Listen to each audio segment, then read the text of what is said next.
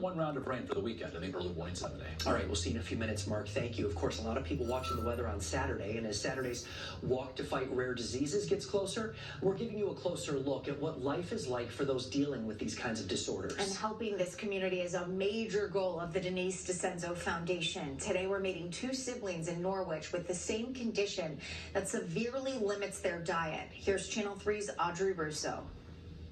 Ask any vegetarian and they'll tell you. Others frequently debate what you can't eat.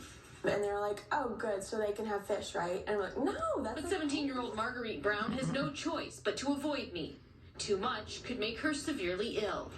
my brain will just start working more slowly. Like, it'll take me longer to answer questions. She has phenylketonuria, or PKU, a condition that causes a buildup of phenylalanine, a protein building block in the body. It's a rare disease with fewer than 20,000 U.S. cases each year, but it's an experience she shares. I like for PKU to be a part of me, but then not define me.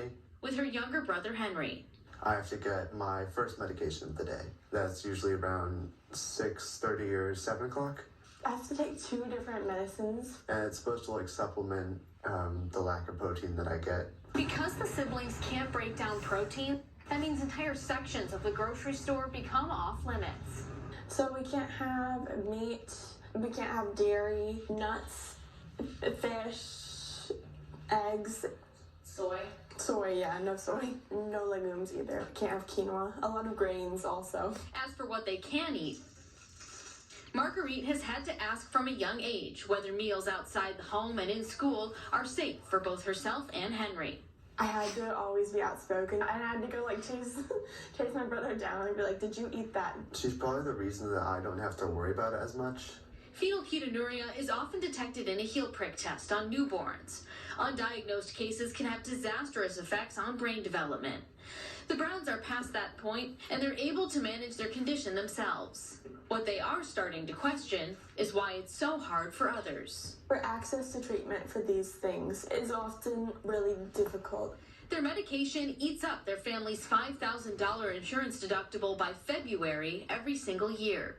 It costs $30,000, around $30,000 per child a year, and there's a lot of families out there that don't have all that kind of money. Marguerite recently spoke out again at a press conference arranged by the National Organization for Rare Disorders, standing up for those with unique conditions in a debate that's much bigger than what is or isn't on her plate. It's a big issue right now across the state. People with rare diseases are having a hard time getting their treatment covered by insurance. I spoke about the benefits to having treatment because I'm able to live a pretty normal life. In Norwich, Audrey Russo, Channel 3 Eyewitness News. Boy, good for them for leading the charge with this. Audrey, thank you for sharing their story. By the way, you can join us Saturday for the Denise DeCenzo Foundation's Walk to Fight Rare Diseases. You can walk with us at Quinnipiac or virtually in your own neighborhood. We have a lot more information right now on the WFSB app.